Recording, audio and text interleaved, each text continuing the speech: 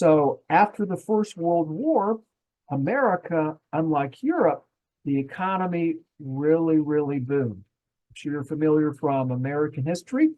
This is what we call the Roaring Twenties. All of this growth, all this money being made. Also, the 18th Amendment, right? Yeah, no more drinking. It's against the law. Not too many people know that the women have only had the right to vote for roughly about 100 years. So the 1920s is a time of growth, right? All these changes, good things happening in the economy, but also changes in society. Then the bubble bursts when we hit the 30s and the Great Depression. Marks in America with the stock market crash. Excuse me. It was soon to spread worldwide. When one economy crashes, another and another and another. In America, 25% of the population is without a job. 1 out of 4 people. Wow. And Karl Marx is right. The economy really is that important. So with this many people, right, out of a job, what's going to happen? The left visual is of a bank run. Now, banks during this time were different than banks today. When you make a deposit into the bank today, it's guaranteed by the federal government. However, before, and it's because this changed afterwards.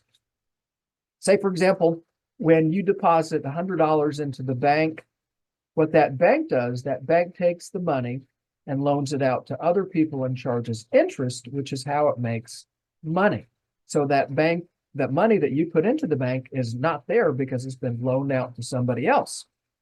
So when the Great Depression hit, everybody went to the bank to pull out all of their deposits. But banks today, they don't have enough money to cover their deposits. It's insured, but if you were to say, I want my every deposit in cash, and everybody does that, there's not, the money's physically not there. So banks fail. Yeah. If banks fail and you don't have money, then what's going to happen? Well, you can't pay rent, you can't pay your mortgage, so you lose your home. So what do you do? So you literally have to hit the road and travel around and try to find jobs. And that's what happened in America. So we see the visual to the right. Now, because of the Great Depression going worldwide, in Europe, their economy was already in the toilet. It gets even worse.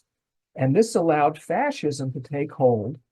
And Germany, and Italy, and this resulted in Hitler and Mussolini coming to power and ultimately gives us World War II. Shifting back into literature, we can see some of the many different characteristics of modernism. There are going to be many, many stylistic innovations. We're going to see new styles that we haven't seen before. We're going to see authors doing things entirely different regarding syntax and form. So authors of this time are going to say, why are we writing sonnets? Let's not do sonnets. Let's come up with a new way of writing a poem. Let's come up with new ways of using language. Is there a new way I could structure this poem just for the sake of having a new way that it looks on the page? And many writers are going to present their ideas in a really challenging way. They're going to make, a lot of folks will say, "Oh, Mr. K, I read this poem and I just didn't get it. It was so obscure." And the answer is, well, that's what the poet was trying to do. They did something really dense and knotted up just for the purpose of being dense and obscure and knotty. I know, and then you have to get in there and untie it. And a quick little side note, it's one of the challenges I love encountering modernism is that it's a really good mental workout. We can see the works reflect modern attitudes with the challenging of traditions, especially in sexual and political matters, the alienation of the self, something we encountered on the earlier slides. Something new is what we call the anti-hero.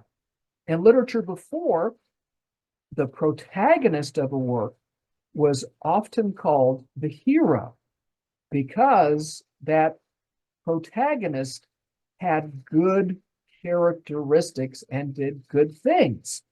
Now in modernism, we have the anti-hero. What does that mean? The protagonist will no longer do good things. The protagonist might be an ordinary person, just like you and me, right? And might do not noble things, but ignoble things, right? Just like we make bad choices, we'll see the protagonist in different works do bad things. Yeah, I know, kind of gloomy. So one thing that we have to do as students of literature is unite these different fragments. So what does that mean? Before we had a single pie because the authors had common goals, but now we're just working with little slices, right? Stoicism, pessimism, experimentation, the anti-hero. One thing that writers of modernity loved is imagery and symbolism. Those recurring themes of alienation and loss of hope. So we're going to have to just kind of work with these little pieces of the pie as best we can and unite them. However, we know that it's impossible for us to achieve that whole pie. We just have to work with little fragments because that is the guiding principle, what's uniting modernism. So what is modernism? It's a good definition for us.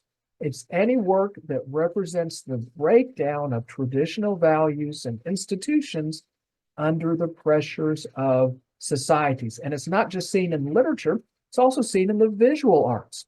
For example, the Scream. This is a famous painting of modernism, right? So what do we mean by breakdown of traditional values and institutions? Well, traditional value might be, not having sex before you're married.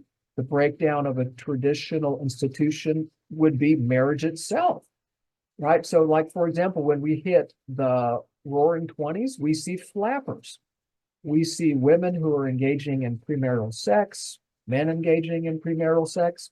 We start to see people get divorced. We start to see families fractured and fragmentation. There we go. And all this happens again by the pressures that society imposes upon itself.